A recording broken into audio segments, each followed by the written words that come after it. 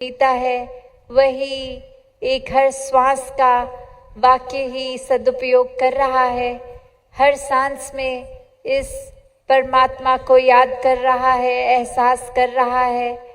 कैसे फिर ये हर पल में जहाँ चुनाव अक्सर आ जाते हैं, कैसी भी स्थिति हो कि इस पल में क्या करना है, तो भक्तों के लिए भी संसार उसी तरह है, उतार चढ़ाव संसार के उसी तरह हैं।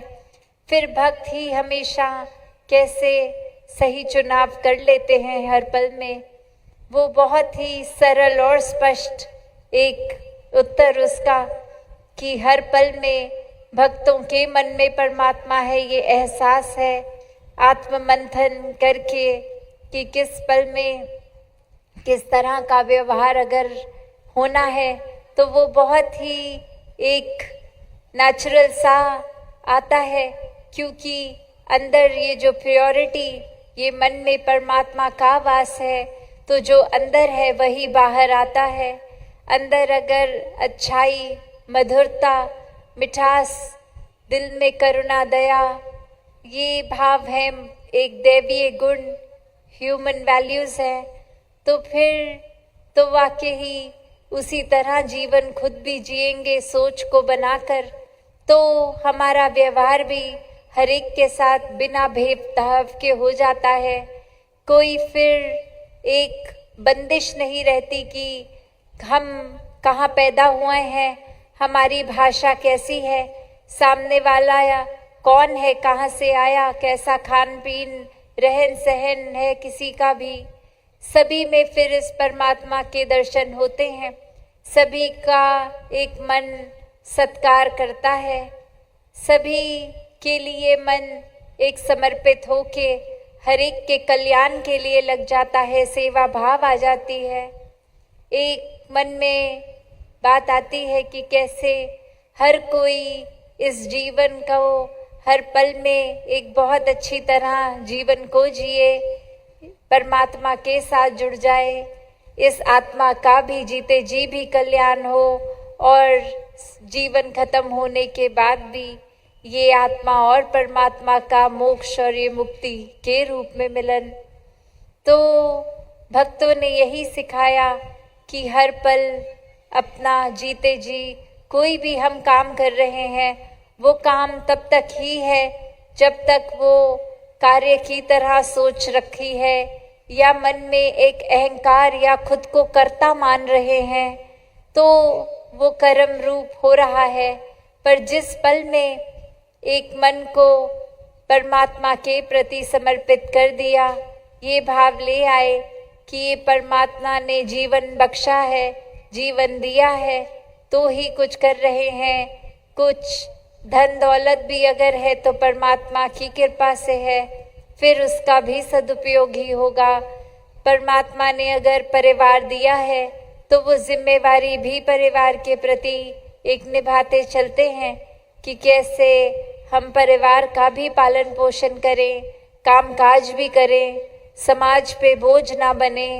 एक भक्त हमेशा भक्ति घर परिवार समाज में रह के ही करे, एक कर्तव्यों को, अपनी रिस्पॉन्सिबिलिटीज को परे करके अकेले उस रूप में ना चले जाएं। तो ये एक जो रिश्ते हैं, ये भी अगर जीवन लिया है तो है संसार में दोस्तों के, परिवार के, एक समाज के, तो उनको भी त्यागना नहीं है। इस संसार में रह के भी संसार से अलग जीवन भक्तों का रहा है कि कुछ भी करते हुए वो इंसानियत को एक मन में बसाया। जिन्होंने परमात्मा को, उन्होंने फिर संसार में रह के संसार से फिर भी अलग जीवन बिताया।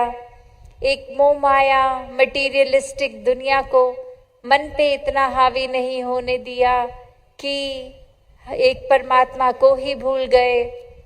संसार में ही रहते हुए संसार के हर पल में फिर भी परमात्मा को भक्तों ने हमेशा एक प्रायोरिटी बनाकर ही देखा।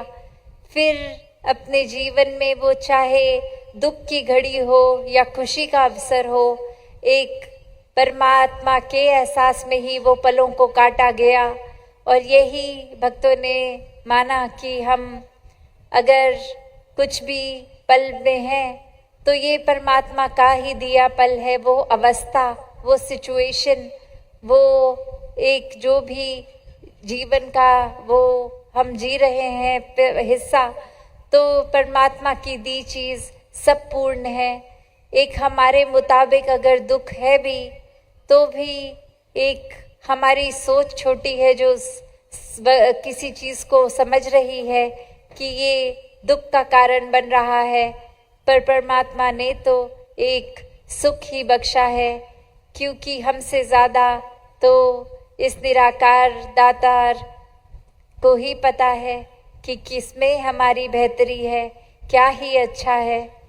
तो एक भक्त का जीवन तो इस तरह ही सहज रूप में होता है, जैसे एक नदी बह रही हो और कोई एक पत्ता उसमें गिरता है तो बहुत ही आराम से वो लहर होने के बावजूद भी थोड़ा उछाल अगर है भी पत्थरों से, जहाँ एक छलकती है वो पानी की धारा, तो भी वो बहुत ही आराम से एक बह जाता है उस भाव के साथ ही पानी के।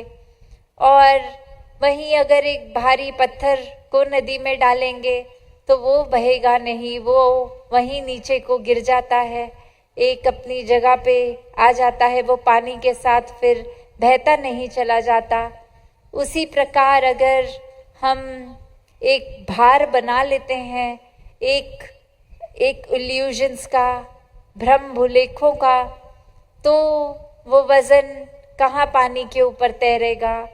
भक्तों ने तो हमेशा हर स्थिति में खुद को एक फ्लेक्सिबल बनाने का संदेश दिया कि अड़ना नहीं है, बहते जाना है, एक सोच को संकीर्ण नहीं करना, एक सोच को सीमित नहीं करना, दिल को भी विशाल बनाना है।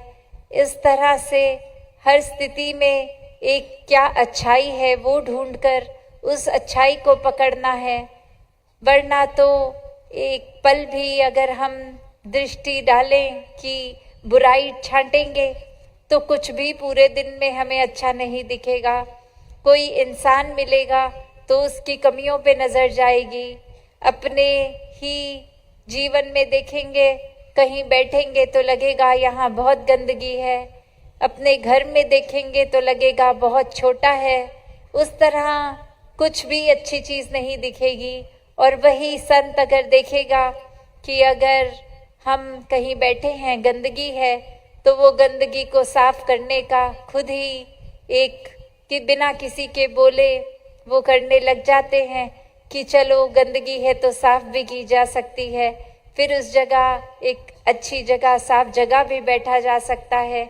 अपने घर परिवार में बैठ के फिर ये शुक्राना निकलता है कि परिवार के सदस्य तो जीवन में हैं, जिनका एक देखभाल की जा सकती है, जिनकी सेवा की जा सकती है। और वहीं वो अपने घर मकान पे भी नज़र जाए तो ऐसी ही जाती है कि शुक्र है परमात्मा सर पे छत तो दी। एक चाहे झोपड़ी रूप का मकान है या बड़ा महल है, तो भी एक उसके अंदर रहने तो गुजरान मात्र ही है। जीवन तो हर एक का जो आए हैं ख़त्म होना ही है। किस तरह जीवन को जीना है ये भक्तों ने अपने जीवन को खुद जी के दिखाया। एक उस तरह ही कि सिर्फ बोल ना रह जाएं,